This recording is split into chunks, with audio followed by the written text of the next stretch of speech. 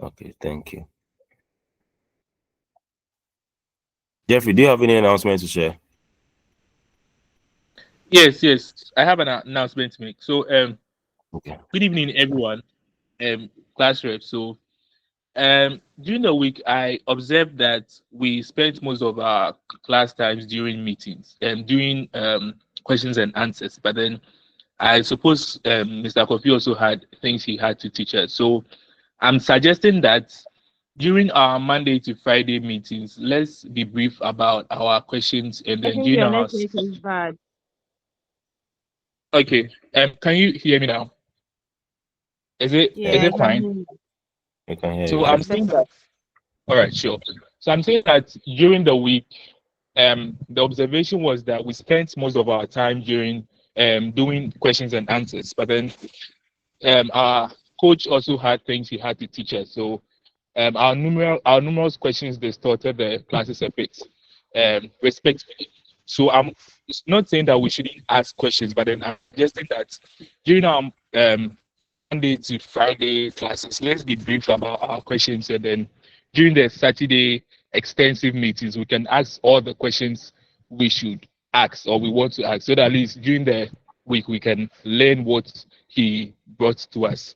That's the first thing. And secondly, also, I've been tasked to form a research team. So by or as time goes on, I'll be forming the team. If you're interested, you can text me, and then when the time is right, I'll include you. So if sorry. If we should text you, then kindly put your contact out there for us, okay? Sure, I will. And then also in the group, my name is Jeffrey Boatin. That's it. But then do you also agree with me saying that we should be brief about our questions during the Monday to Friday class and have an extensive questions during our Saturday classes? Yeah, I do. We can even note some of them down and then ask them on Saturday or something. Yes.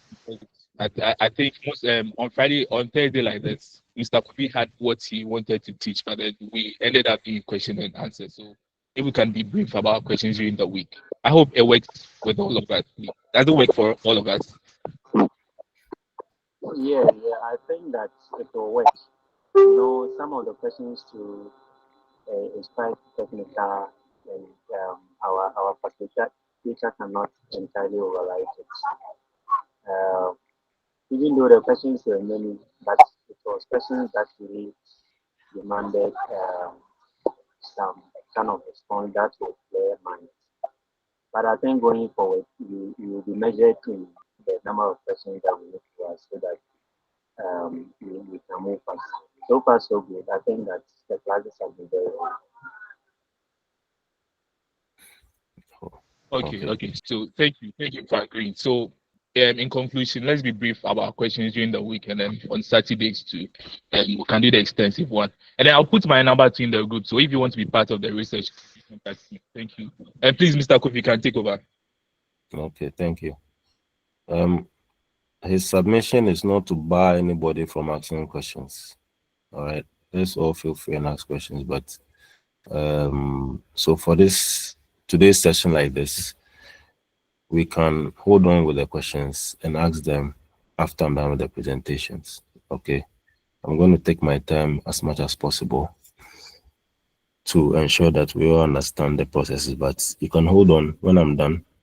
I'm not sure today will be, I don't know, but the numbers here tells me the ones that are very serious with what we are doing. All right. And I presume that all of you should have hands-on with some of the things that we have done so far. However, I'm going to take my time. Okay. So let's just hold the questions. When I'm done with the presentations, you can ask. Ask all the questions that you want to ask, please. Ask all the questions. All right. Let me go over the handbook. All right. This is what we started the week with.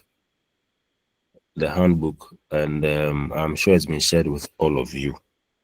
So the first page is very articulate on what the intention of Young Investors is, the stock page competition, focusing on financial literacy, valuation methods, and presentation skills.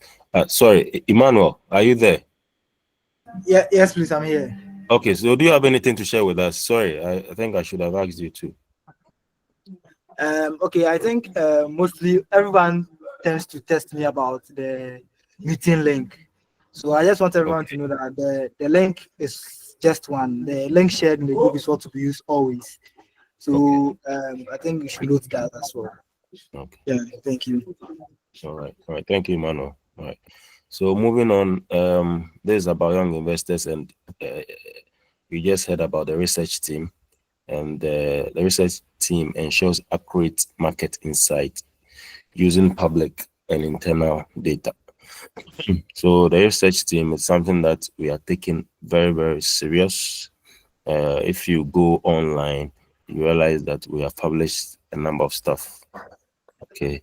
We mentioned that the approach of our analysis, we're going to use DDM approach and the CCA, but this is not the final. We are looking at, from all the analysis that I've done, you realize that I've used the intrinsic value, the RIM, that's the residual income model, and I've applied some ratio analysis as well. And you saw the target price approach. So we were not going to stick to these two as we have put here.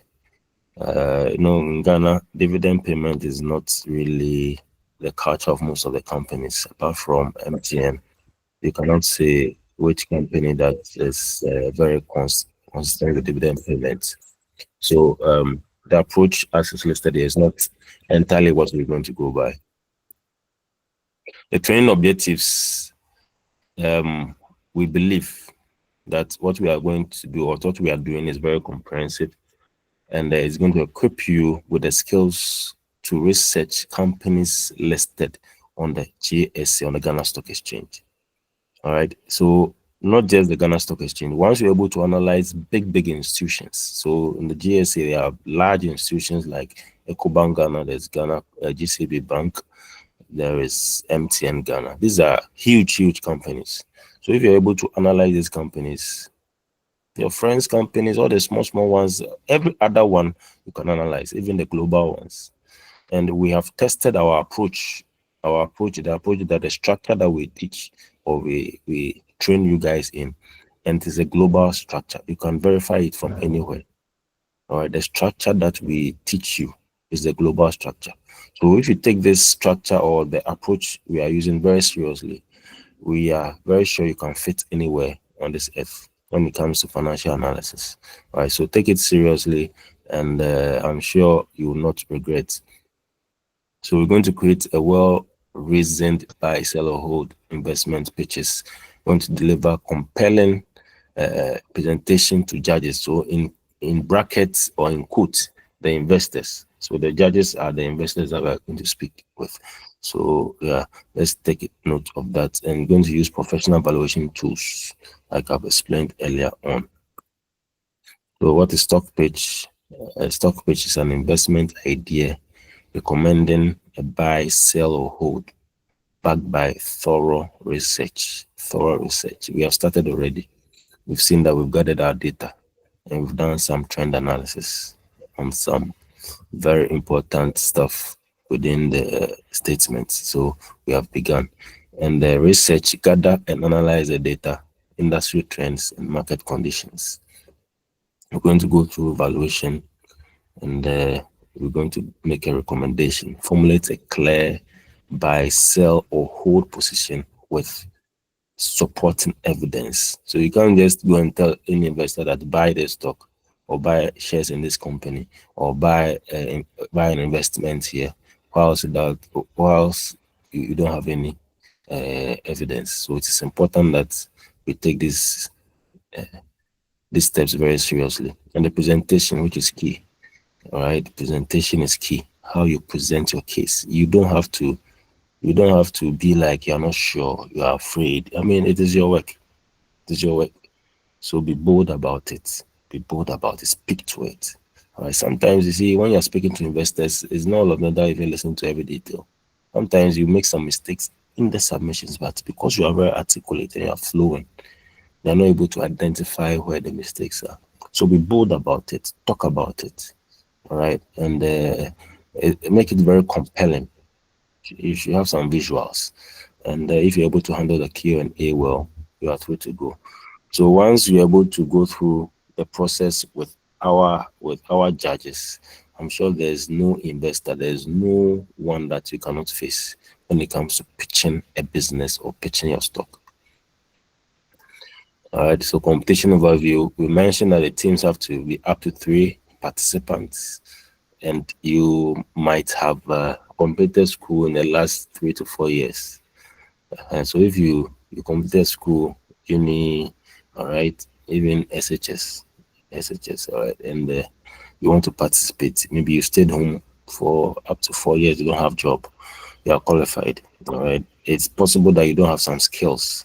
Once you are done with this competition, there is a way that you can draft it into your CV, all right, for institutions to know the skill that you have. So this process, it's one skill that most companies are looking out for, right? Your ability to analyze companies, So teams of up to 3 participants, 10-slide PowerPoint presentation, 10 minutes presentation, and minimum 1 minute per slide.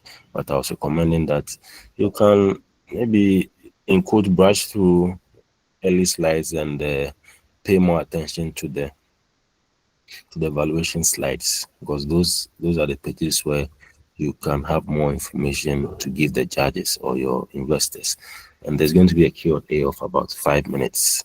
The constraints are that we are only accepting GSE listed stocks, and the stocks must be active on the GSE in the last 12 months. So when you go to the market watch, as we displayed, we're going to display all of those pages again. So when you go to the GSE market watch, you can have an idea of which stocks are active on the market, and the valuation approaches will go through them. The judges, they look at the quality of analysis, they look at the strengths of your arguments, they look at your delivery. It's very key, and how you perform in the Q&A. Valuation approaches, I'm going to skip them, and how to craft a winning pitch. So the structure, this is how it should look like. You should have your company overview, which I showed you where to get the information from. I'm going to go through that again. Industry analysis. Industry for the banks, you can pick information of banks listed on the GSE or the Ghana Stock Exchange. You can also pick the data of all banks in Ghana, that is from the Bank of Ghana. So you can give an average of listed banks, you can give an average of all banks in Ghana, which any which way is acceptable. So industry analysis, and you compare. Okay, the comparison, you go through some of the comparisons.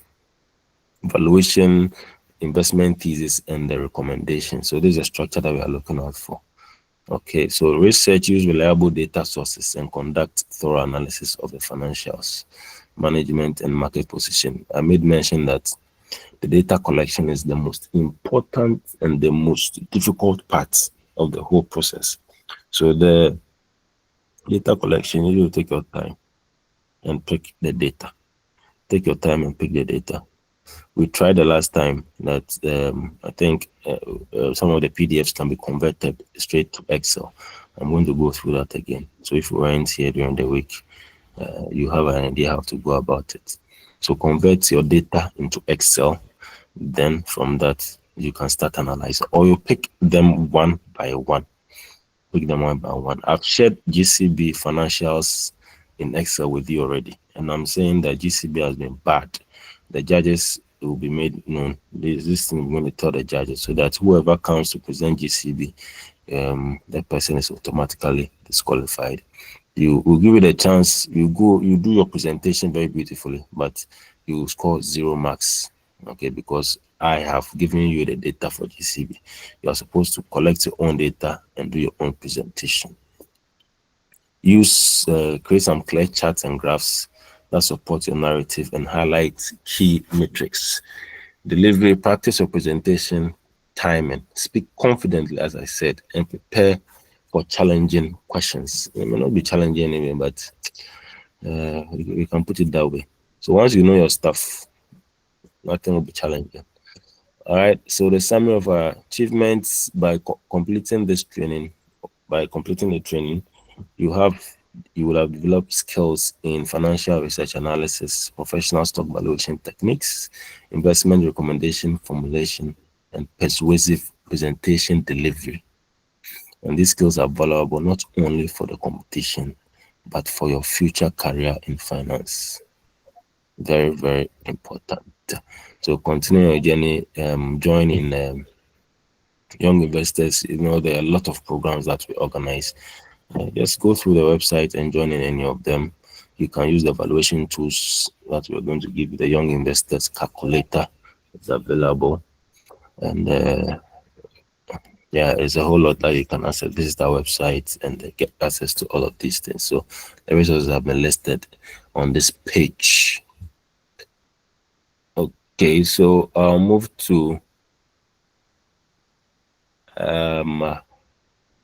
let me go to the website, the other websites.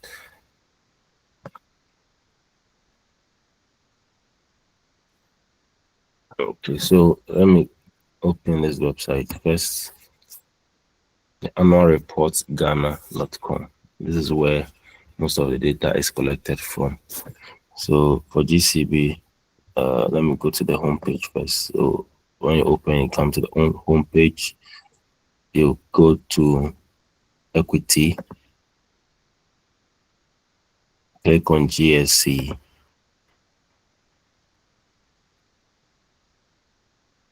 Please, all of you, if you have your Excel data, you can open it so that you practice along. Just pay attention and practice along. As I take my time to go through, you also practice along so that you can have hands-on. Okay. As I'm visiting the websites too, you can also try your hands and be visiting them and see which areas that you don't understand. Then you can write it down. Right. So you click on GCB. When you click on equity, it brings you to this page. You select the stock that you want to analyze. I click on GCB, it brings me to this page. I click on download. And I think the key issue here is that we're analyzing the most current data that is available on the market. For GCB, the current one is half year 2025. Half year is June 30, and the same as being labeled as the second quarter 2025. So first quarter is January to March 2025. Second quarter is April to June 2025. The third quarter is July to September. Yes, July to September 2025, and the fourth quarter is October to December.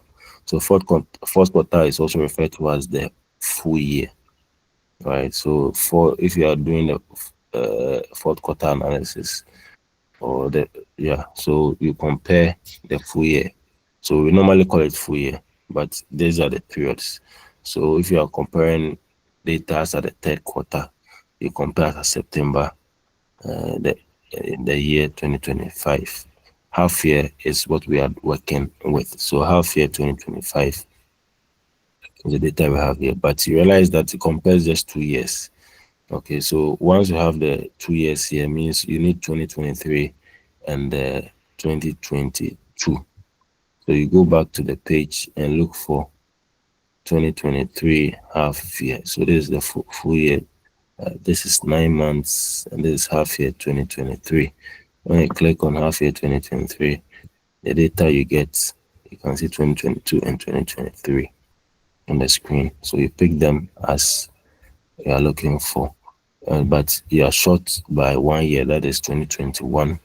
So you go and look for 2021, then you pick the period that you are looking for. So March, this is half year 2021. So once you click on it, comes like that. So 2021 is here, you can pick it. You see, I was saying that it's not all the data that you can convert to Excel. This one, for example, I'm not sure it can be converted to Excel because it looks like it's a copy that they scanned. So if it's like this, then it's a problem.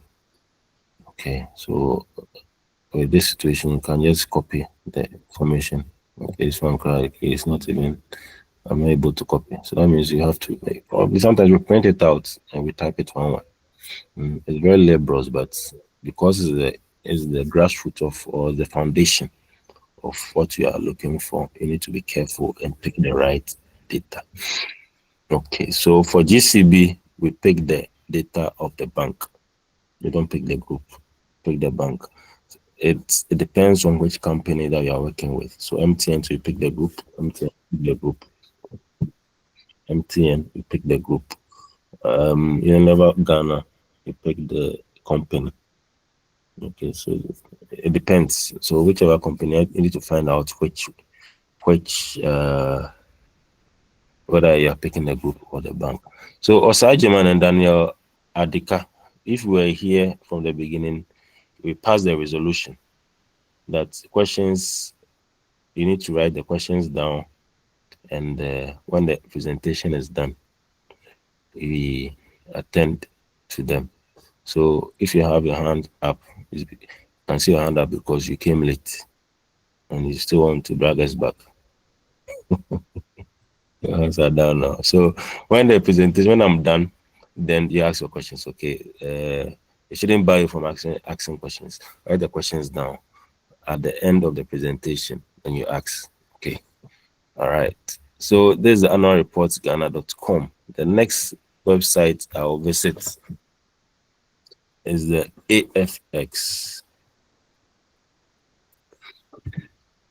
Even on the annual reports Ghana, if you go to the home page, the GSC data, there's GSC data there. Let me, yes, okay, I think here. GSC market data is also here.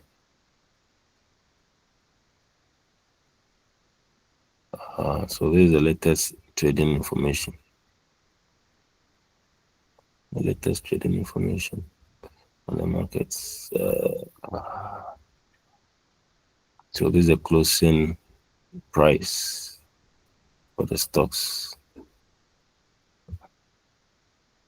Okay, so on the cover page, you have the market performance.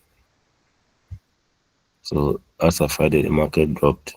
Composite index is now 51.63. Financial stock index is 43.49. Okay. Year to date, if you have an investment that return 51% and 43%, you should be a proud person. Be a very proud person. So this is just by the way you can pick the market data here. All right. When you go to the afxquaisi.com, afxquaisi, you go to home.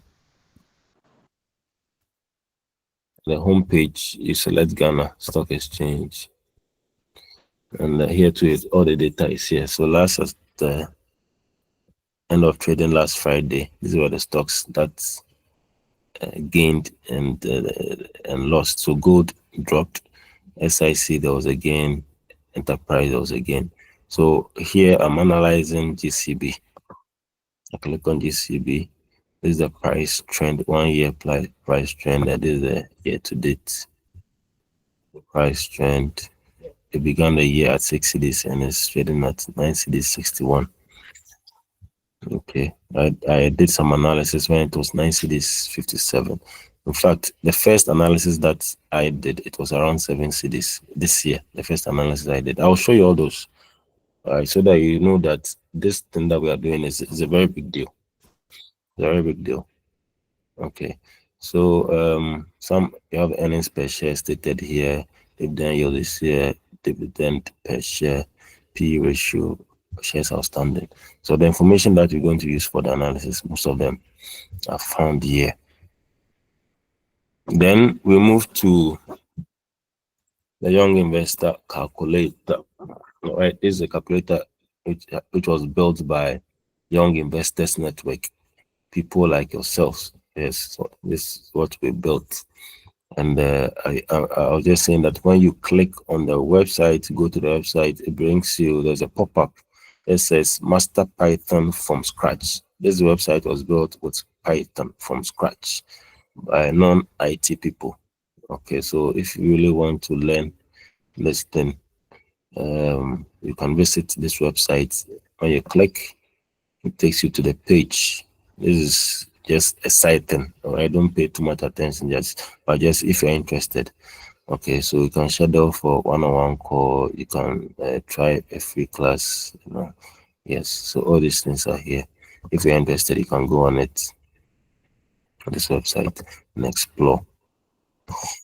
Okay, so for the Young Investor Calculator, when you click on calculators, it brings you to all the calculators that are available. These are very easy ways of calculating what you are looking for, but we want to take you through the process. So with the bank stock calculator, that's what was used. So the formula is stated here. The number of years you want to analyze, 3, 5 years, you put in your inputs. Then you click on calculate. So for example, 9.29 as risk-free rate. And in case you don't know what this thing is, when you click, it gives you the information. 10-year yield bonds, blah, blah, blah. Market return. When you click here, expected return of the market. So you put the information there. Let's say 30.10 beta of the stock. Beta of the stock, when you click here, so the volatility. If you don't know the beta, this calculator also gives you calculating beta. Calculating beta is very, very crucial when it comes to stock analysis. Okay, so you need to know what beta is. We'll go through all of them. By the time that we are done with these presentations, all of these things you will be aware. So beta is here. Open beta calculator. So these formulas, like they look quite scary, but so beta is just the covariance and the variance of the stocks returns and the whole market return. So when you put in your data, 2.5, 1.5, 20.3, 20.4, and you click on calculate. So then provide at least 3. So you can compare 2. All right, so 0.25. What is this? 0.25 and 5.2. I click on calculate. The results just pops up. So all the long process of calculating for beta, you have skipped all of them. Even with this, I'm going to show you how to get the beta also in Excel. So by the time you are done, you will know a lot of these things. Okay, let me close this website. Let me come here back to this site. So beta is 0.11, and it gives you the meaning of a lot of these things. So current book value per share, Excel is in it. So say 2.5, earnings per share year 1, 5, 6, 7, year 3, year 4 is 8, earnings per share year 5 is 9. Terminal growth rate, I'll show you how to get a terminal growth rate. It's very, very easy. Very, very easy. You compare with the share price. Let's say share price is 25. Then you click on calculate. Everything pops up. So it gives you the indication the stock may be significantly undervalued.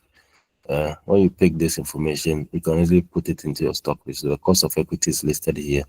The valuation model that was used, okay, is also here. So residual income model, the model used for the calculation. The interpretation is here. Calculated intrinsic value per share. The calculated intrinsic value is significantly higher than the current market price, suggesting that the stock may be a strong buying opportunity. A strong buying opportunity. Okay, so actually the market price is 25 and the intrinsic value is 57. It shows you that the stock is very cheap. Okay, so I think I've gone through all of them. Annual reports, AFX. Okay, so I think I've gone through all the links. So I'll move to the next slide. Oh, okay, so let's go to the Excel first. Move to the Excel. So Excel, this is where I told you guys that the data for GCB has been collected already, and this is what has been shared with you. So this data has income statement, it has the balance sheet. So income statement, let me show you the structure. It has the interest income, has the interest expense, net interest income, has the operating income, has the profit and loss, or profit or loss for the year. That's the structure for the income statement. This is it. This is how it looks like. All right, so you collect your data and put it into this structure. Then we have the balance sheet. For the old guys, we call it balance sheet, but it's supposed to be statement of financial position. That shows the financial health of the business, financial health, whether the company is sick or not. This is where you find out. So the assets, liabilities, and the shareholders' equity. All right, this is where it is displayed. So it lists all the assets of the business, lists all the liabilities of the business, and then what is due the shareholders. Please, questions, write them down. I'll answer everything for you. Okay, answer everything for you. Now, there's the cash flow statement. That also shows the liquidity, the cash available for business. So for us as financial analysts, we normally look at the net cash from the operating activities. So you can see I've done a table here that is displaying it. And I have an Excel page for the DCF analysis. This is also evaluation approach. This is a very simple approach. I'll take you through it. Excel built by myself. Okay, so all the data is in the free cash flow, average growth, discount factor, how to get a discount factor and everything. So I was telling you that the beta, I'm going to show you how to calculate it in Excel, and this is it. All right, this is it. It's very, very easy and simple. Very easy and simple. So beta, you can use the calculator, you can use the Excel. The market return, I'm going to take you through how to get all those things. And this factor into the value of that's the intrinsic value, factors into the intrinsic value of the business.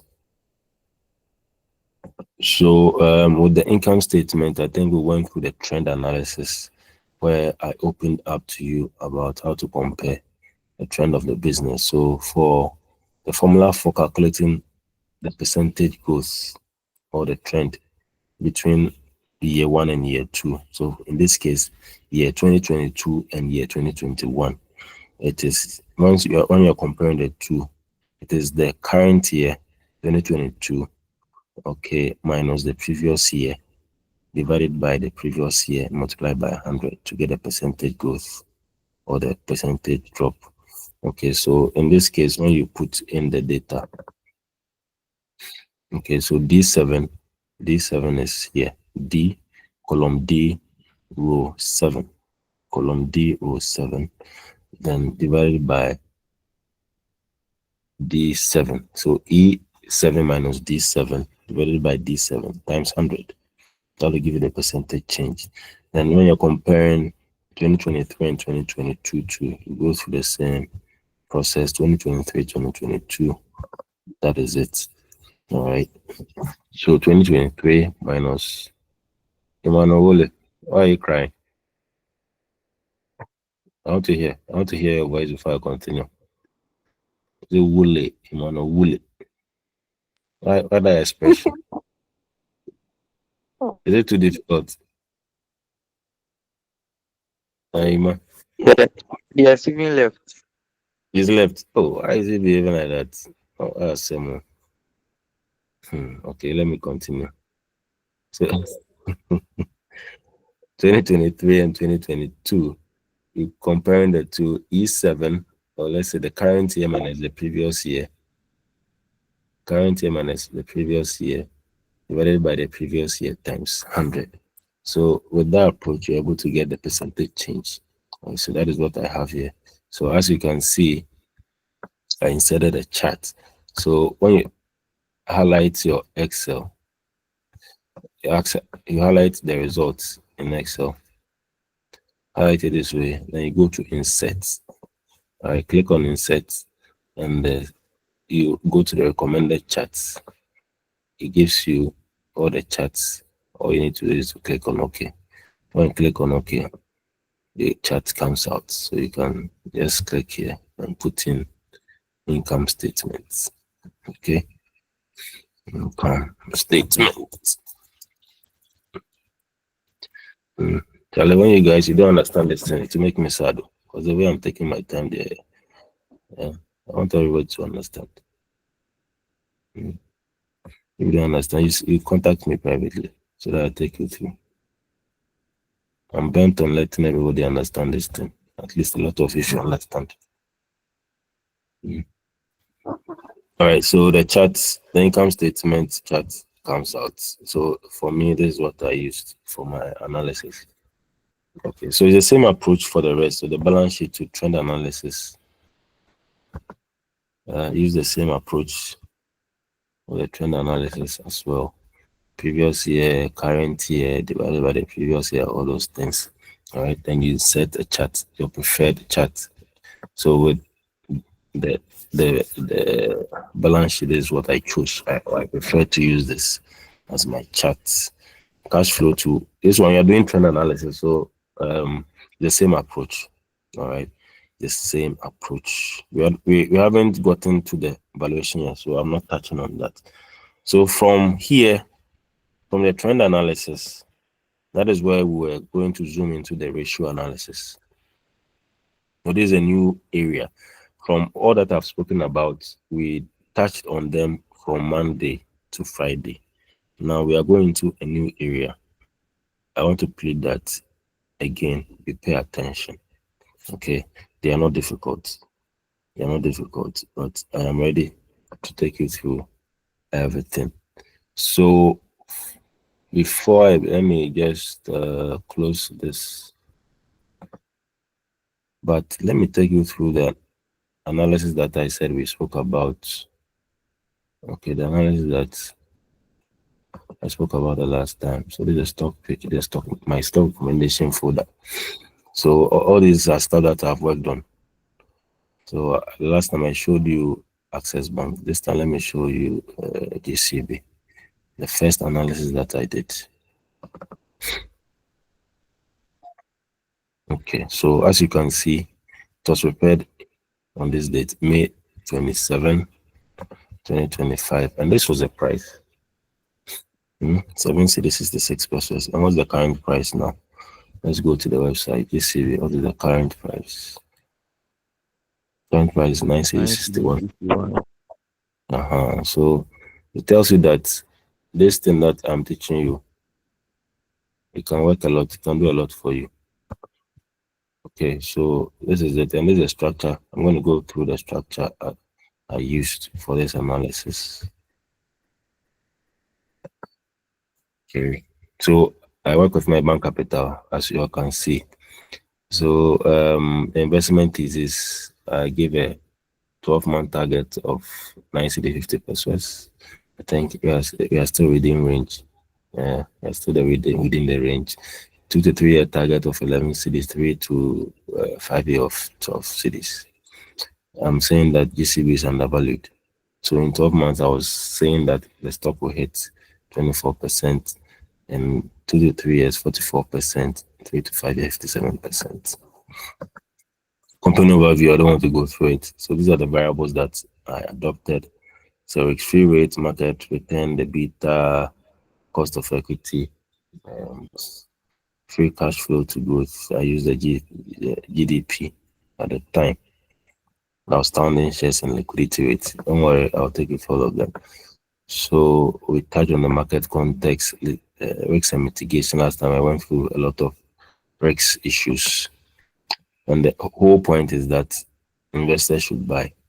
And it's still a strong buy, as the current my current projection is talking about. Let me open my current projection.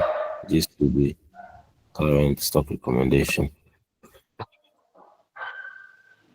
This is the current stock recommendation, August 13th. Based on the data available at the time of the presentation. So this one, I'm saying that the intrinsic value is this 1 year. I'm saying for 1 year from now. Okay, so the other one I was projecting 12 cedi. So it shows that, you see, really the data is not really, it speaks to it. It speaks to it. Okay, so if I'm saying that The last other one I was saying 1 year will be around 9 cities something, and this one is just around 12 cities. Right? I mentioned the other one. Let me just go back so that I haven't really paid attention to the comparisons even before I send it out. Let's see. So I said 12 months is rate 9 cities 50 pesos. With the current data, 12 months, I'm saying to reach 11 cities 93. That's the so you see there are variations, but all of them is pointing to upward. So this one, I said 2 to 3 years, the price should reach 11 cities, and with this 2 years, I'm saying 14 cities 91.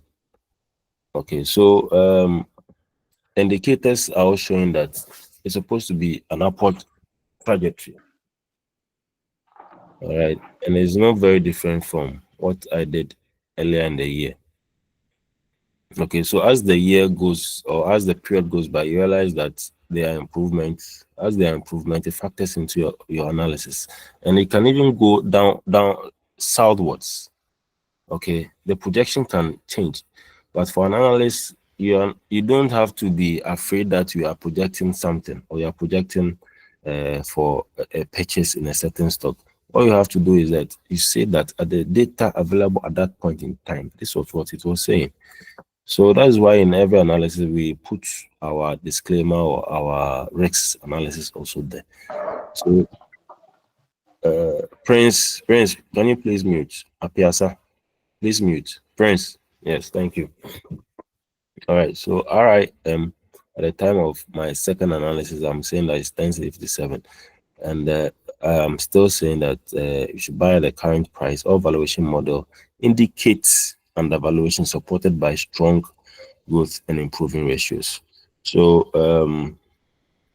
the analysis continues, and the trend analysis, financial analysis that I was stated here. This one I added some ratio analysis, which I'm going to take you through. The trend analysis is stated or they are pictured here, and the valuation analysis have boldly, because I am sure of what I'm saying. Boldly, they are all here, and I've mentioned the approach. Okay, the intrinsic value per share indicates the upward, all those things, they're all here. And for this one, I applied the FCFE DCF model. Right, that is showing the intrinsic value proper.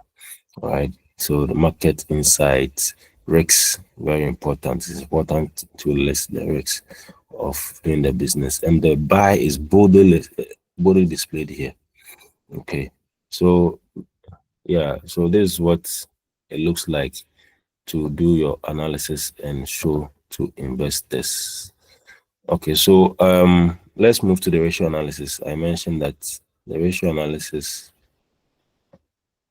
is a new area that we are touching on today. So I'm pleading with you, let's all pay attention. So the first page or the first slide, welcome to this concise guide designed to demystify key banking ratios. Whether you are a student, a curious investor, or just someone looking to better understand how banks operate, this presentation will break down complex financial metrics into simple, understandable terms. We will explore how these ratios reveal a bank's health, profitability, and future prospects, all without requiring a finance degree. Okay, so that is my whole intention, to let everybody understand. This ratio analysis, they are in two folds. So this one I'll delve into GCB proper, then we'll go through it. I'll share the slides with you anyway, so don't worry. Okay. All right, so the ratios, I put them into groups. So first batch is the profitability ratios. There are a whole lot of ratios, but it is not all of them that you would want to use. And you can actually use ratio analysis to do your full analysis without touching on any other. And that is enough for you to conclude whether the stock is a buy, sell, or a hold. Okay, so ratio analysis, they are very crucial. They are very crucial. Okay, so I first touch on the profitability ratios. Profitability ratios are like a bank's report card. The terms I'm using to is for everybody to understand. So they are showing how well it's generating earnings from its operations, generating earnings, how profitable the institution is. Okay, how it is generating profits from its operations, assets, and shareholder investments. So when you see earnings, it basically means profits. So profit is a street word that we all use. Are you making profits or not? Are you generating profit? Are you generating earnings? It's the same thing. So they are essential for understanding if a bank is a money-making machine. Okay, that's what profitability ratio is about. The formulas are there. These are the formulas. I have them in the Excel that I shared with you. So I'm not going over the formula. So all I'm saying is earnings per share. The meaning is that, plain English, how much profit the bank makes for each share you own. So if you own one share, how much profit do you make on it? Think of it as, let's say, a slice of the bank's profit pie for every share you hold. So let's say you hold one share. How much profit do you have on that one share? Higher. Oh yeah, it's higher. It's better. Okay. When the EPS is high, it is better. When it is trending upwards, it's good. All right. When it's trending upwards, it's good. All right. And we move to the EPS growth. The EPS growth is the same formula that we use for the trend analysis. So as you can see here, this year EPS. The screen is off. The screen is off. No, Right. please, it's not. It You is can from his see. end. Marcos, This one. if possible, can you push your dialog box upward a bit so that we can read the inscriptions there? Oh, it's also blocking you. Yes, yes. Oh, this Google people, but I thought it was just me Uh-huh. blocking. It's better now. It's better now. Yes, Okay. yes, yes. So we can read. It's better. Okay. All right. So EPS growth, the formula here is the same as we were using for the trend analysis. So how fast profits per share are growing year by year. So EPS growth, you see how fast. So it tells you if the bank is expanding its profitability over time. If the bank is expanding its profitability over time, a positive and consistent growth rate is a sign of healthy expanding business. So the growth rate, it also has to be positive and be constantly going up so that it shows that the bank or the institution is healthy. Return on equity, how well the bank uses shareholders' money. All right, the capital invested by owners, shareholders' equity, shareholders' money, shareholders' funds to make profits. So a higher return on equity suggests the bank is efficient in turning shareholder investment into net income. ROE, the Excel I shared with you, it has the ROE. All the figures have been computed already. So ROE, once is also in a positive terrain, it is a good indicator that the bank is doing well. The same as the return on assets. So if you can see return on assets and return on equity, both of them, we use net income to measure. All right. So net return on equity is the net income divided by the equity. Whilst the return on assets is the net income divided by the assets. Both of them you multiply by 100 to get a percentage. You don't multiply by 100 to give you a decimal, which has to grow up to 1. So the higher the return on assets, the good the information is. So how much profit the bank earn from its assets, like the loans, like the investment and properties, it's a measure of asset efficiency. How effectively the bank uses everything it owns to generate profit. So if it is high, it is very good. And the net interest margin, it shows how much the bank earns from its lending money versus paying on deposits. No, banks, their main objective is to give out loans, take deposits and give out loans. So how much? Sorry. Somebody sit down my goods.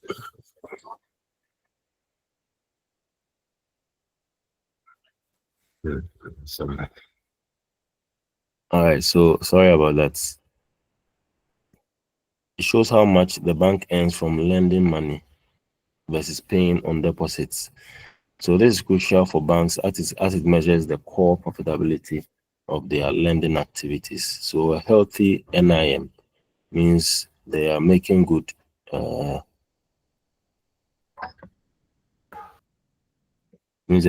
money on the spread between what they charge borrowers and what they pay depositors. So NIM also has to be high or has to be in a very positive terrain to show how effective or how efficient the bank is making from its deposits versus the loans.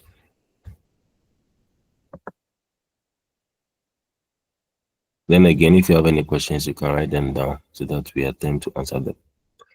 Okay, so these are the profitability ratios. Then we move to the valuation ratios, where we have the price to earnings ratio. So how many CDs, the PE ratio, that's the PE ratio, price to earning ratio. And for this ratio help you to understand if the bank stock is cheap or expensive compared to its earnings, assets, and growth prospects. They are key for investors deciding whether to buy, sell, or hold. Okay, these are also very key.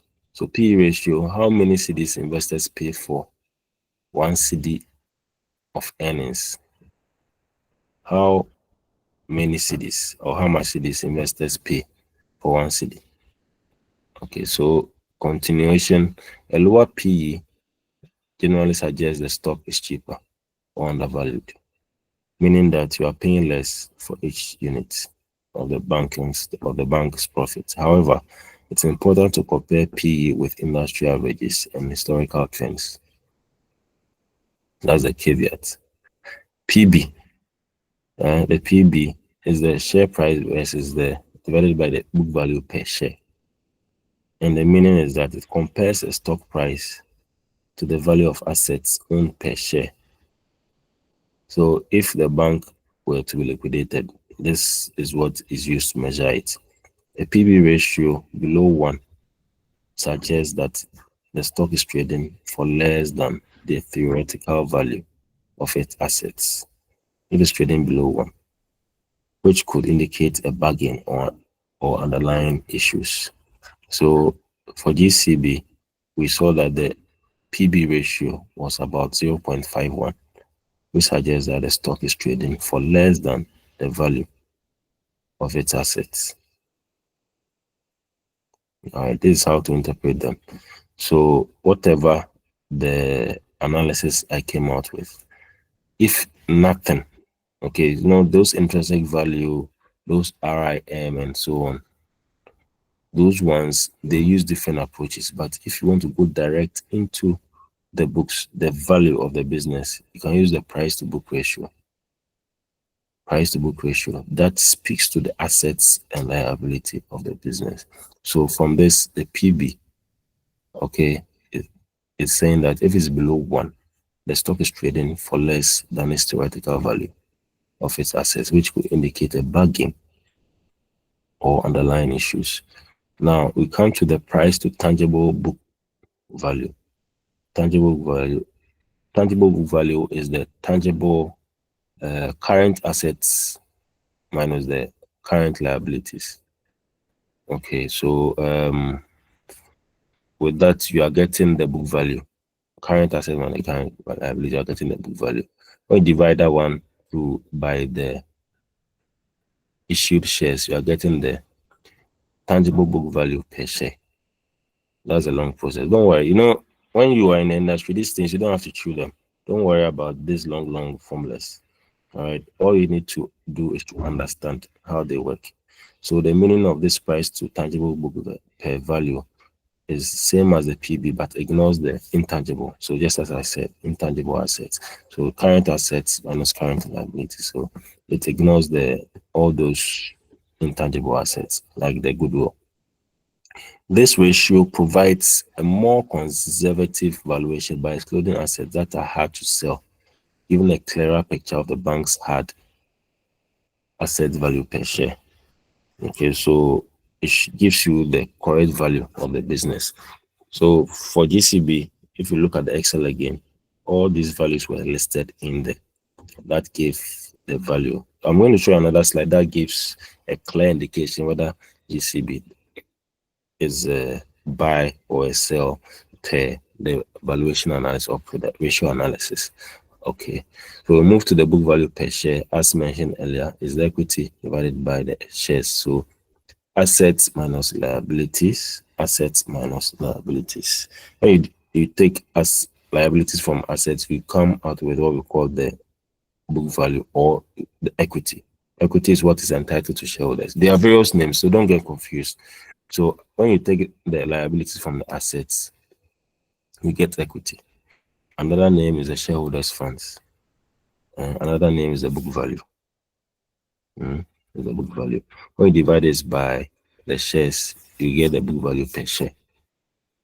Don't get confused. All right. So the net asset value per share of the bank were liquidated. It represents the theoretical amount of money shareholders would receive if the bank sold all its assets and paid off all its debts. Moving on. Dividends. Okay, so what's the topic here? So dividend ratios. Dividend ratios. Dividend ratios are particularly important for investors seeking regular income from their investment. They tell you how much the bank's profits are returned directly to investors as cash. So dividends. So dividend per share, total dividends by the issued shares. This is how to measure it. How much cash each shareholder receives as dividends per share. So if 100 shares and the GCB is issuing 1 cedi per share, means you're getting 100 cedis. This is as basic as that. Less taxes. The taxes are some small amounts. Don't worry about that. So this is the actual cash payment you get for each share you own. A consistent or increasing DPS is often a sign of a financially stable bank. Dividend yield, dividend per share divided by share price times 100. So the return you get from dividends compared to the share price. This is like the interest rate you earn on a stock investment through dividends. So a higher dividend yield can be attractive to income focused investors. So dividend yield, there's a range too that it makes it ideal. I'll point it out so that you see. All right. So dividend yield, it has to be attractive for income focused investors. Then we move to dividend payout ratio. Dividend payout ratio is dividend per share divided by earnings per share times 100. So it means what percentage of profit the bank pays out as dividend versus when you invest them back into the business. A lower ratio means that the bank is reinvesting more for future growth. A lower ratio means that the bank is reinvesting more for future growth, while a higher ratio means it's returning more cash to shareholders. So as a shareholder or as an investor, which should you prefer? Right? It depends on your appetite. So an overly high ratio might indicate unsustainable if profits decline. With a shareholder, you have to be considerate about all of these things, looking at the future profitability of the business. So understanding these ratios help you evaluate a bank's dividend policy and its commitment to returning value to shareholders, which is key, is a key consideration for long-term investors. So if you are saying that a bank should maintain a high dividend payout ratio, that means you should have considered the future payout or the future profitability of the business. Okay, so you have to consider all those things before you fight for a high dividend payout ratio. Okay, these things are very key when it comes to financial analysis. Now we move to the efficiency ratios. You say these ratios are critical for assessing how well a bank is managed or how safe it is. So some of these loans, basically, it's when you want to place funds or when your deposits, sometimes you have a lot of money with the bank, and these are some of the ratios that you have to look at. Okay, so efficiency ratio and risk ratios. All right, so there are some people who place funds. So placing funds, they are some products that the banks have. So the repurchase agreements, these are quite deep stuff. So don't worry too much about them. There are, there are investors like with the pension funds. Sometimes we loan our money to the bank through repurchase agreements, through FDs. All right. So with these monies, before we place these monies with the bank, we have to check these ratios to be sure whether they are good ratios before we go ahead and put those monies there. So efficiency ratio, the formula is, as you can see, I'm not going to go deep into these ratios because that's not our focus. Okay, so we have loan to deposit ratio, capital adequacy ratio, and a non-perf NPL ratio, debt to equity ratio. So these are normally other ratios that we look at, but for shareholders, this is not really the focus. For shareholders, the main focus is the valuation ratios and the dividend ratios. Efficiency ratios are other ratios that, in case you want to place or you want to have an exposure in terms of debt with the bank, that's one of the ratios that you look at. They are very, very helpful. Now, I have a disclaimer displayed at the end of the presentation. When we share it with you, you read it. Now, I'll zoom into ECB Bank itself. All right, investor ratios and valuation insights. So at the end of this presentation, you realize that, or we all conclude whether the bank is in a good position for us to buy or not. So as you can see, it's prepared by the Young Investors Network, which I think that we cannot say we are proud to be part. Right? If you are not part, you have to formalize your status with the Young Investors Network by being part of us. So this analysis is looking at the profitability, valuation, dividend strength, and the risks as at 2025. These are the links. I went through these links with you earlier on. Okay, so it's important that you go through these links when you are doing your pitch competition.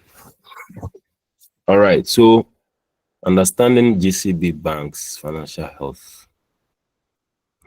For equity investors and financial analysts, assessing a bank's potential means dissecting its core financial metrics. We focus on key ratios that reveal profitability, valuation, operational efficiency, dividend sustainability, and other underlying risk exposure. See, risk is also mentioned here again. If you are analyzing a company and you don't display the risk, you cannot call the document a full financial analysis report. There always has to be a risk analysis page, right? Sometimes it can be more than one page, but make sure there's information about risks. So is GCB undervalued or overvalued related to its intrinsic worth and market peers? Are GCB Bank's dividend sustainable, offering reliable returns to income-focused investors? How does GCB performance compare to industry benchmarks and its direct competitors within the Ghanaian banking industry?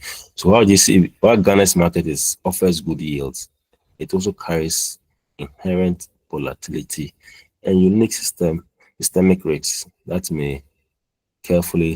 must be carefully considered in any investment thesis. So I'll move straight.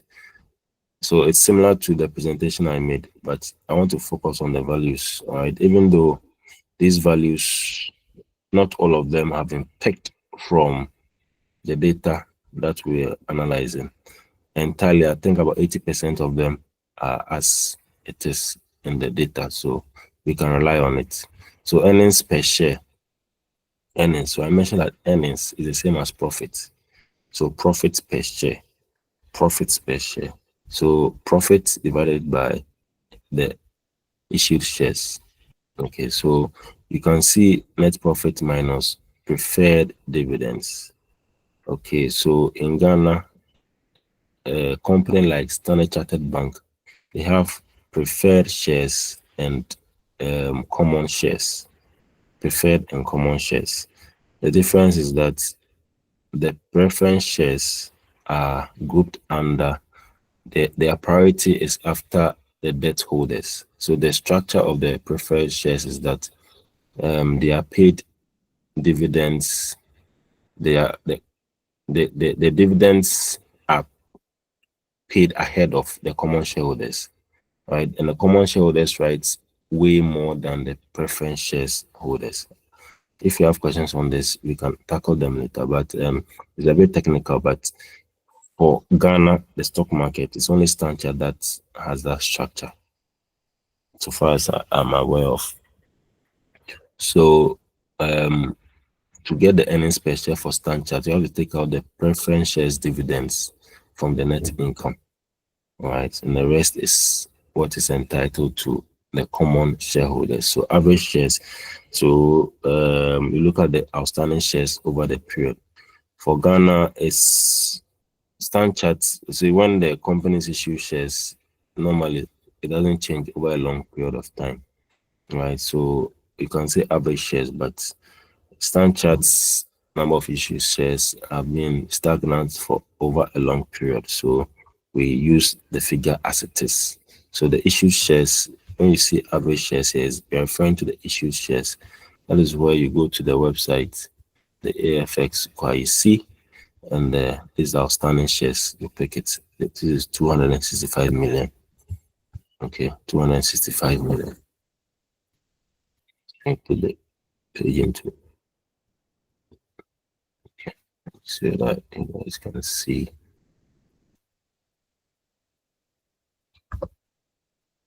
Okay, means you can see it half. Okay, that's good. All right, so the average shares is the shares outstanding. Please take note. And per the analysis, GCB's earnings per share is 3 cedis 18 pesos, and it looks positive and growing.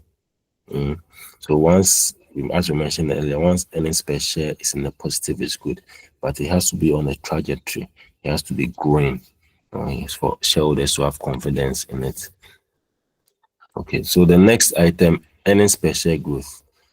From the data, we saw that earnings per share, the last one, as in between 2024 2025, grew by almost 99%. Let's verify this data. Let's verify it from this screen. I think I have earnings per share here. So the previous year is 1.6. Current year 3.18. So that's what we have here. Basic earnings per share. So quickly I'll do the calculation. Current minus previous divided by previous times 100. So you can see it's 99.08, and it's the same as the growth in the profits. But when you apply this formula to on the profits, it's the same thing. So you see it's the same. So profit for the year, as I mentioned, the profits and the earnings is the same, used interchangeably, but the only difference, the earnings per share is what each shareholder is entitled to. Okay, so that is per share. So if I am a shareholder, profits that the company has, I'm entitled to this. This is 18 pesos. Okay, so this is it. Profits at the period or the end of the period, as you can see on the screen, from 423 million to 843. It's almost 90, almost 100%. So 99.08, the same as the earnings per share, 99.08. Okay, 1 to this. So it means that that figure is correct. Let me go back to the page. And they are saying that ideal range should be between 10 to 20%, but this has risen more. All right, and if we have a figure like this, we need to probe more in the statement. There could be a one-off gain that happened, which is not sustainable. So it's going to normalize as the year goes by. Return on equity too, as I mentioned earlier, is the net income divided by the equity. All right. So the last figure we got was 17.16, which the suggested range is 10 to 15%. So as it is returning 17.16 in terms of return on equity, you can see that GCB is doing good in terms of return on equity. Return on assets, so we are seeing 1.86, and the preferred range or the range you are seeing 1 to 2%, which is also a very good range. All right. Net interest margin, that wasn't calculated, but this could be a forecasted value. It's a forecasted, it's just a value that's been stated. I don't have the value of the NIM. So what we are saying is that the range, acceptable range, is between 3 to 4%, which GCB also lies there. Okay, so the takeaway here is that GCB demonstrates strong profitability. The remarkable high earnings per share growth as displayed or shown to you, while positive, suggests it was influenced by one-off gains and will likely normalize to more sustainable levels in subsequent periods. So this has to be monitored. This has to be monitored. I'm sure in the subsequent periods we'll see where the issues were coming from. Okay, so valuation ratios. We have to know with this. We'll know whether GCB is undervalued or overvalued. P ratio, we saw it at 3. Ideal range 8 to 12. PB ratio. Okay, so the formula: price per share divided by earnings per share. PB ratio, I explained it in the other slide, and I mentioned that it's 0.51, and the ideal range 1 to 2. So as you can see, it's trading below 1, so it shows that it's hugely undervalued. So this is also price per share or tangible divided by tangible book value per share. That's a P/TBV ratio, and that is also 0.53, which is showing that the stock is hugely undervalued. This is the book value per share. The book value per share is 18.54 pesos. Okay, this is the equity value, equity divided by shares. So as I explained, if there is any preference shares, you take it out. So the typical formula is equity divided by the shares. Let me go to the slide or the Excel.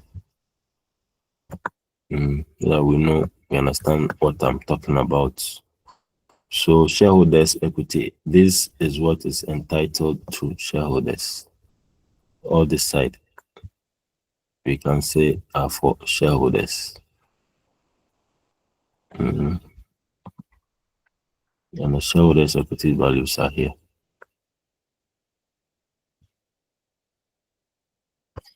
Okay, so these funds are what is entitled to shareholders. All right, so if this is entitled to shareholder, this is the book value. The other name is the book value. So you divide this by the shareholders or the outstanding shares. So the outstanding shares, there's 265 million. 1, 2, 3. Because these values are in thousands of Ghana cedis, you don't state the full amount or the full value. Otherwise, you understate the results. So these ones, even though we are seeing 10 million here, it is 10 billion because it's the last 3 zeros have been taken out. The same for all the figures here. So for the book value per share, you take the total equity, you divide it by the outstanding shares. Okay, so that is 18 cedis 53 or 54 pesos. So if you are saying that per the books, per the financials, share price or the value per share is 18 cedis, and the share price is trading at 9 cedis something, and it's straight away you can tell that it's trading below its fair price. So this is the book. This is per the financials, per what is going on the ground. All right, per what is going on the ground, you are saying that the price per share is 18 cedis, 54 pesos, and you compare it to the price of 9.54, straight away you can say that no, the market is cheating the stock. So this is where the stock price should be, 18 cedis. All right, without even going into details of bringing in the beta and all those long valuation systems, you can easily tell the share price from this. The only thing is that with this valuation model, it is, this figure is as at 30th June. It's as at 30th June. So you can only say that yes, you're not using any current market indicator. It's just the book value as at 30th June. So as at 30th June, this is the share price. You can do a trend analysis on this. So what was the figure? All right, so this is it. All right, so the trend is here. So you can see that it's been growing. So you can check the share price. Look out for the share price as at 2024, the same period. Was it 12 cedis? Was it 8 cedis in 2023? Was it 10 cedis? So these are the trend. All right, so you can use this trend to also tell whether the stock price has always been trading at below share price or not. All right, so let me go back to our page. Just let me push it here. Okay, so book value per share is what I explained. The takeaway is that GCB is currently trading significantly below typical book and earnings multiples for banks, and this substantial discount either indicates a considerable undervaluation or reflects underlying perceived risks associated with the bank or the broader Ghanaian market. So typically we can easily say that the stock is undervalued. Now I'll move on to the next slide. We're going to use the dividend ratios income investor appeal. So I explained the DPS per share, and the latest one, or the one in the market, is that GCB is going to pay 1 cedi per share.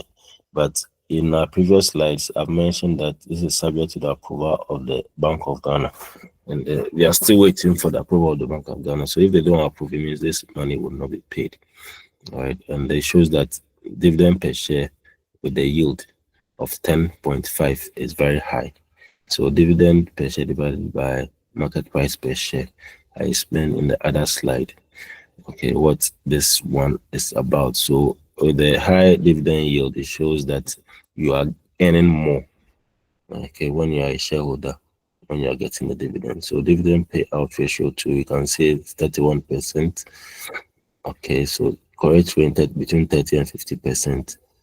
So if you are sure, or as an investor, you are comfortable with the future profitability growth of the business, you can fight for high dividend payout ratio, which is also good for all shareholders. A takeaway is that GCB presents a compelling case for income-focused investors with this high dividend yield. Crucially, a payout ratio of 31 indicates that these dividends are well covered by earnings and appear sustainable, offering an attractive return against the share price. I'll move on to the efficiency ratios, as I didn't explain in detail, but these are the formulas. Also, debt to equity, LDR, CL, NPL ratio, and the efficiency ratio. So these are all indicators that can be looked at. So GCB capital adequacy ratio they appear sound, providing a healthy buffer against potential losses. Okay, so the other ratios, you have to take a look at them to conclude. These are other ratios. There are a lot of ratios, but I mean, for us as analysts, if you want to do a whole document of ratio analysis, then you can go that route, right? You can use these ratios to determine whether the stock is a buy, sell, or hold. But for the sake of the stock pitch, we are doing a bit of everything so that we can have a very holistic conclusion on what we are doing. These are other information that you can look at. So with the strengths, you can say GCB has a robust EPS and return of equity performance, indicating a strong earnings capacity. Extremely low valuation, as I displayed earlier. Highly attracted with the yield, I also displayed there. The risk is that you observe the 99% growth, which suggests that it's a one-off gain, and we have to assess whether it is sustainable or not. We conclude that GCB presents a compelling investment case. So even with the ratio analysis, it's still concluding that GCB is a strong buy. So I've put my disclaimer there that this is prepared for educational purpose only.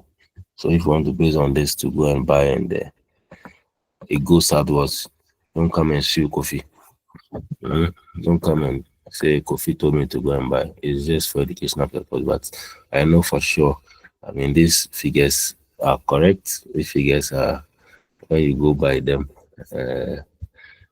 I'm sure you get your money worth. I think we've said a lot. I'll pause and take questions from you. So if you have questions, if you have questions, you can raise your hands. All right, then I'll call you as in the queue.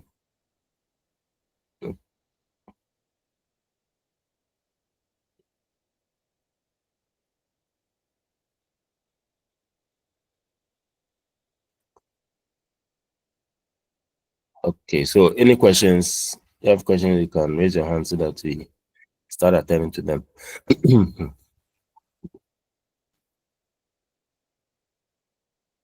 Malex Abazami. Hello, how are you? Malex.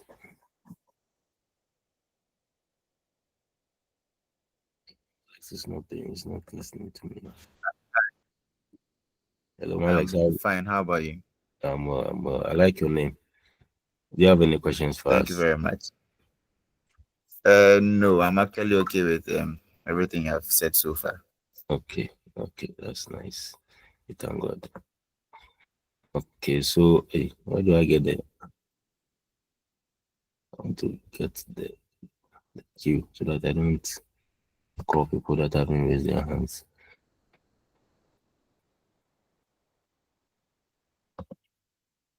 Okay, so you let me just use my discretion. I'll first call Mr. Enchilate. Kelvin B. Enchilate. Kindly ask your question.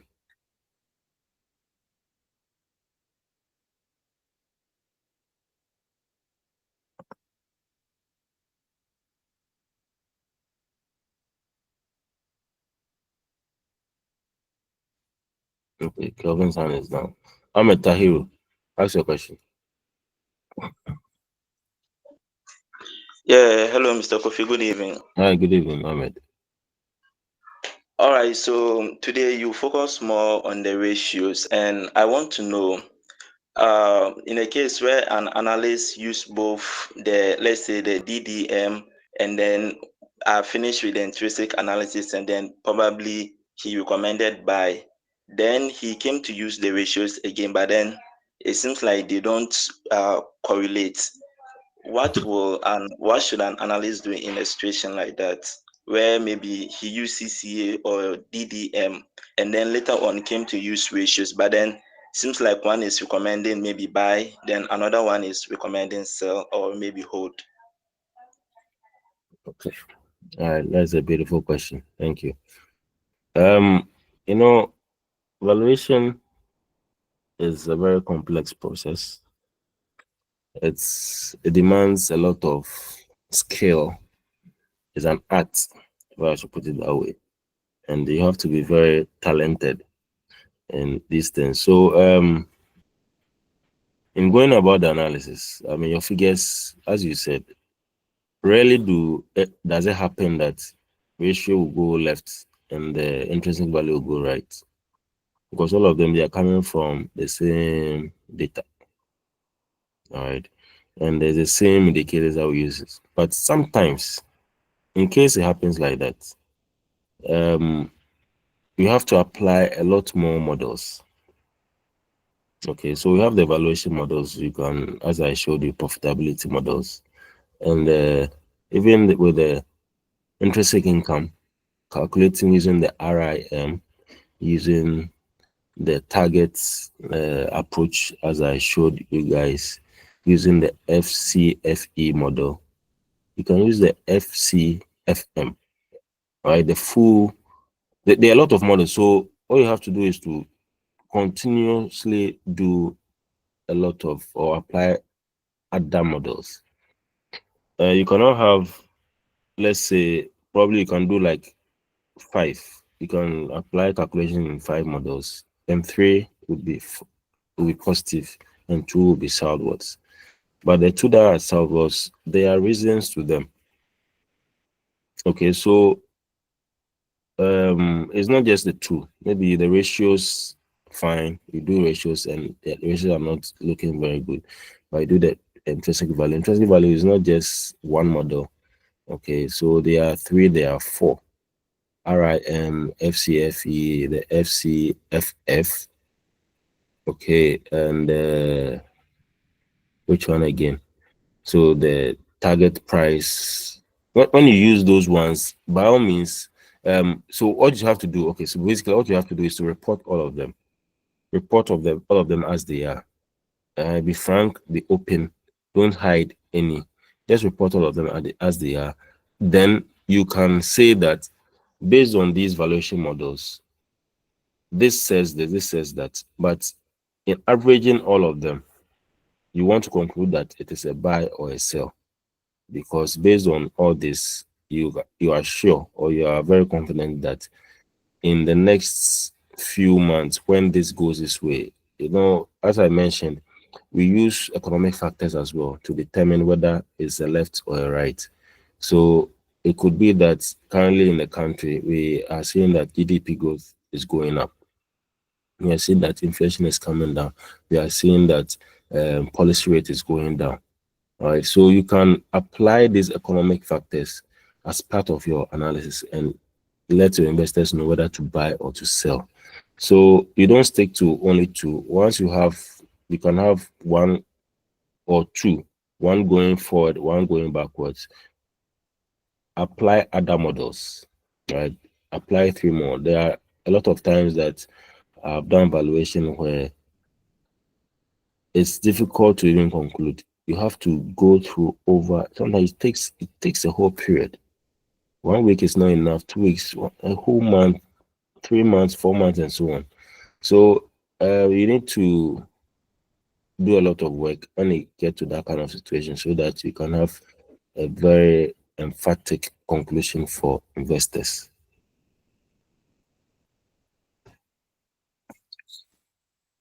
Ahmed. Yeah, Mr. Kofi, I get you now. Okay. All right. Any more questions, please? Any more questions? I think I'll start mentioning names. Enoch Kwati. Enoch.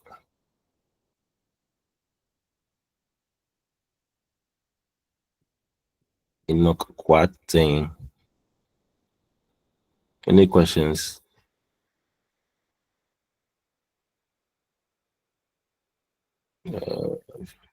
Felix Dovi. Do you have any questions for us today? Not really, but I would like to know. You have mentioned a lot of ratios, and I would like to know if you said we can do total ratios, and then we can also do normal analysis or evaluation. And I'm saying that is it possible that you can identify the key ratios that we should use so that we know, because these ratios they are plenty, and Yeah, I plenty. Yeah, it's understand. true. Yeah, I understand that if you configure your Excel well, one input can give you a lot of results. Yeah. So I would like to know the key ratios so that for me per se, if I'm analyzing the ratios or I'm using the data, the moment I am collecting my data and then copying from the financial report and putting into the Excel sheet, then it begins to calculate from the tail No. Okay. up to the tail. So for me, I want to know the list or which of the ratios in particular. Even though we said if I use the evaluation, but I want it to be specific. Maybe this one, so that I can know what I am going to consider. Thank you. Okay. All right. I hope you can see the screen. The executive summary, Mr. Dovi. Yeah. Yeah. Okay, good. All right. So this is the final work I did for GC, but I think I've explained to you, I've mentioned it to you. And as you can see, I only use these ratios: ROE, ROA, PB. Finish.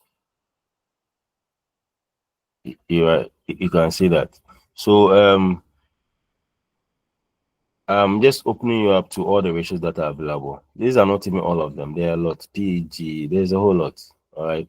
But for the banks, I mentioned that some of these are the ones that are mostly used to measure the value of the business. So profitability ratio, you can pick maybe 3 or 2. You will just use them. 2. Come and use this 1 to 1. All right, you are good to go. So you don't have to stick to, you are not, I don't want to be like I'm telling you to use this. Okay, so these are the ratios. Pick any of them. You can use 6, you can use 5, you can use 2.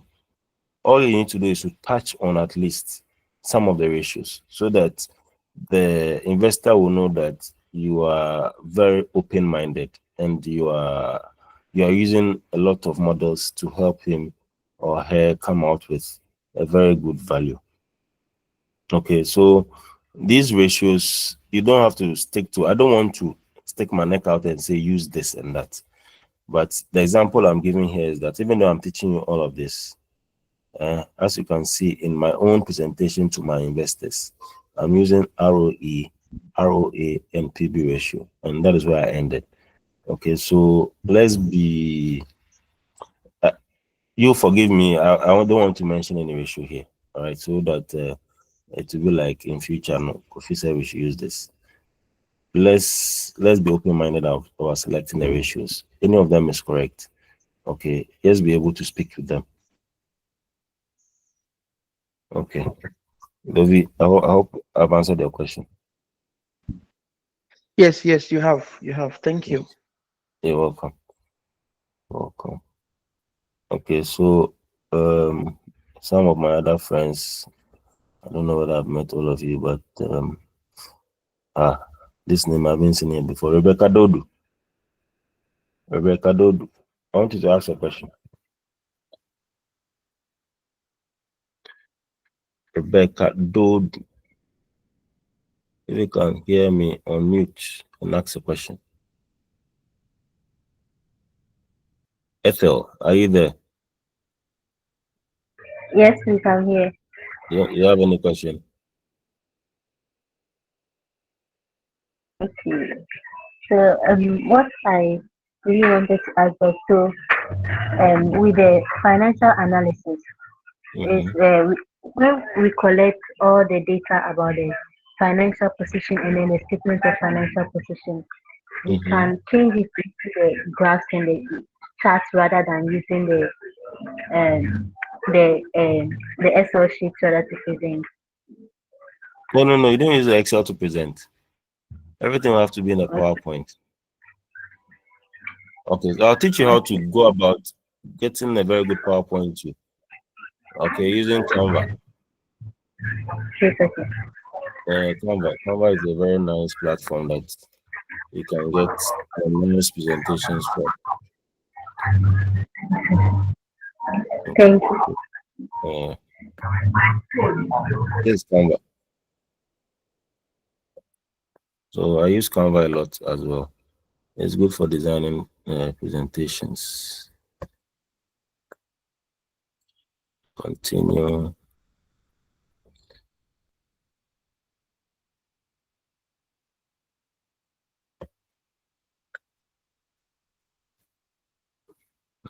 So you can see, you see this stock recommendation. You see mine is here. I have my end of year reports.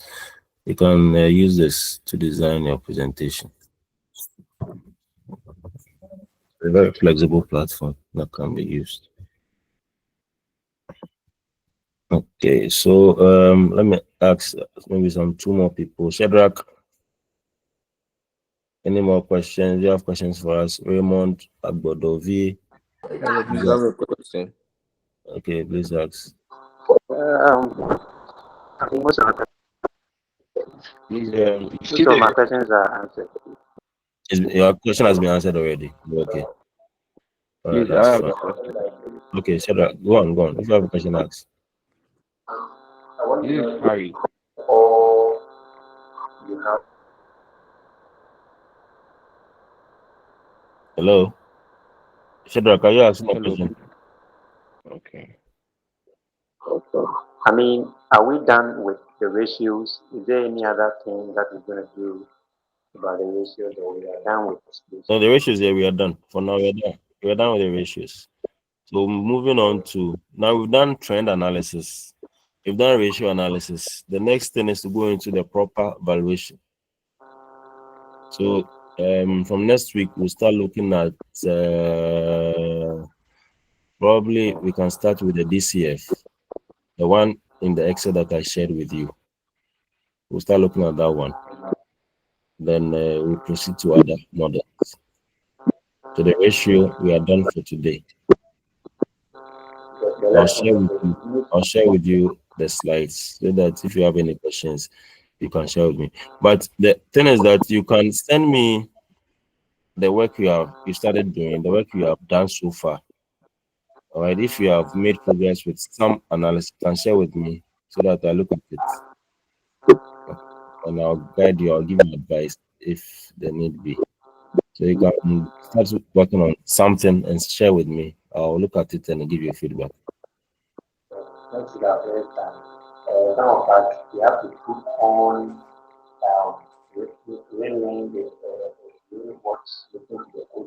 I can't hear you, Shadrach. It's difficult hearing you.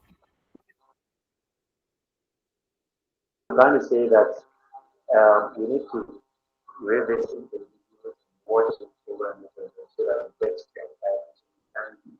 can you just one message outside of it. And so Is it only me that I can't hear him? Esther, can you hear him? No, his line is breaking. So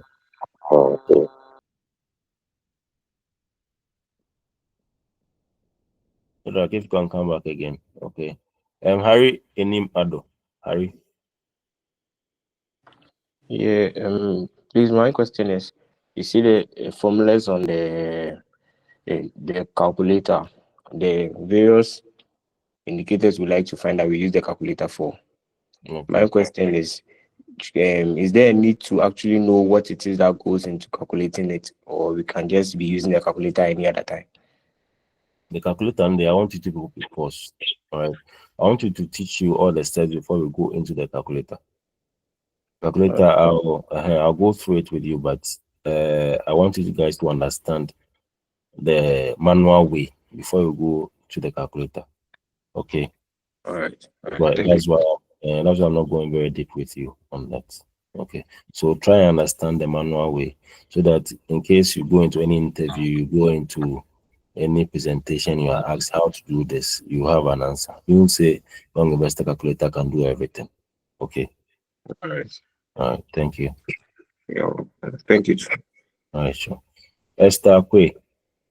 Yeah, Kofi, please. My network interrupted at a point. I think there was a session where you calculated something about 90 something. Yeah, Okay. can you please take that with me? Okay. The earnings per share. So it's the earnings per share which was displayed on the screen that it was about 99.07%. So 99.08. 99.0. Okay. So earnings per share as at half year 2025 is 3 cities 18 pesos. And you know how you come by earnings per share. Earnings per share is income divided by the outstanding shares. So this is it. Income for the year, or profit for the year, is 843 million divided by the outstanding share. That is 265 million. When you divide that, you get 3.18. With the 3.58, okay, we're able to get the growth from the previous year. The previous year calculation is the same formula. So growth from 1.6 to 3.18 is 99.08. And I mentioned that it's the same as the profit for the year. So profit for the year, I keep saying that profit used is the same as earnings. So profit, earnings for the year, profit for the year. Okay, so if you are calculating the profits from previous year, 2024 and 2025, you are getting the same percentage gain. Okay, so if you are saying earnings, the only difference is that the earnings here is per share. The per share is how much each shareholder is entitled to. So if you have 1,000 shares, it means that I'm entitled to this figure here times 1,000. I'm entitled to this figure by 1,000. That will give me my total earnings for the business. But the per share is 3.18.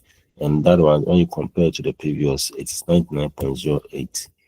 And I also made mention that because it has gone a very huge jump, okay, because of this huge jump, we can factor it as a one-off event, okay, because 99, it can't be possible that the following year it can go another 99%, another 99. No, it's going to normalize at a point. So we can pick, if we want to look at the trend over a period, we can do, okay, so this is the percentage growth. These are the percentage growths.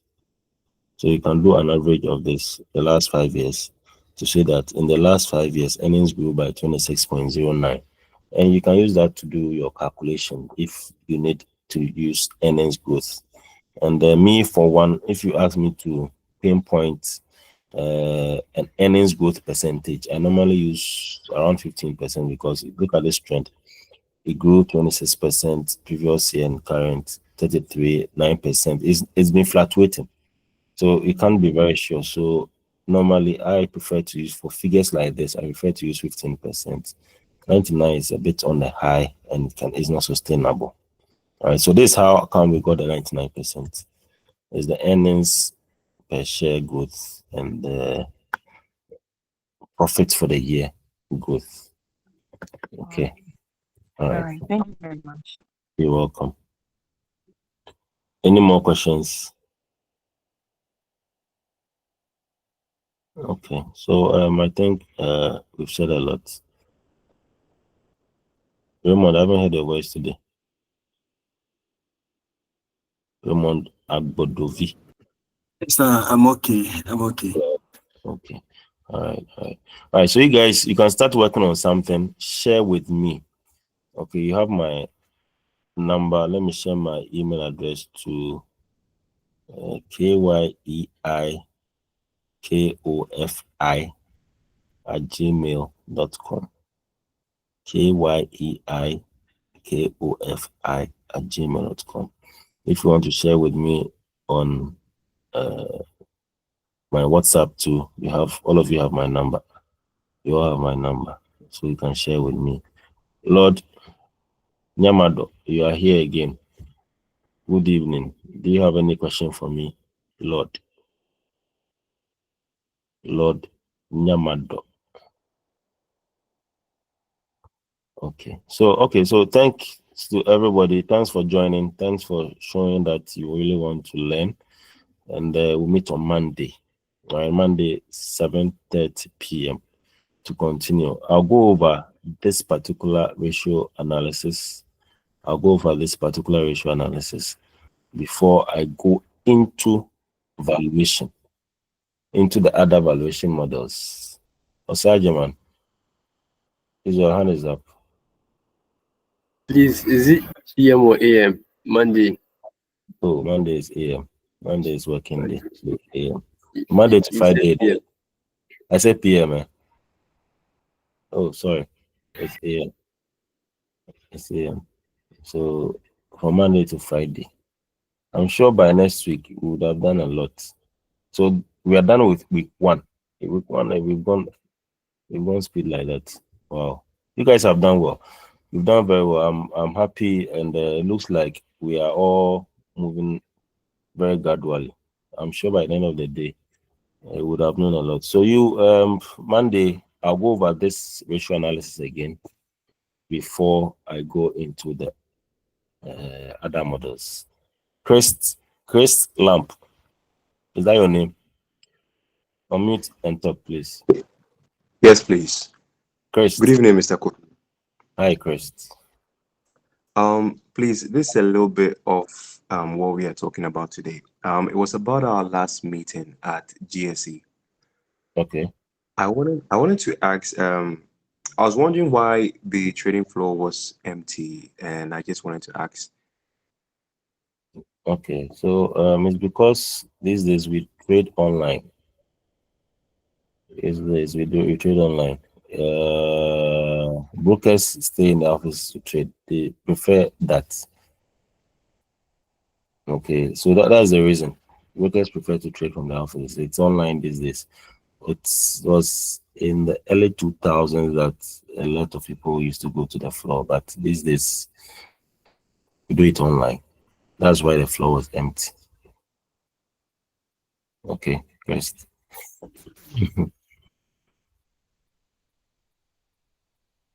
Somebody will say even America that they are at the top of these online things, because they still go to the floor. But in Ghana we have moved. We don't want to go to the floor again. Probably it's because our market is a bit boring. So we prefer to stay in the office and trade. Yeah. Jacoby, yeah. So that's why the floor is empty. Chris, are you okay with the answer? Yes, please, I am. Thank you very much. You're welcome. Any more questions? Okay, so then we'll meet on Monday. Thank you all for joining. Bye-bye. Bye bye. Thank you very much. You're welcome.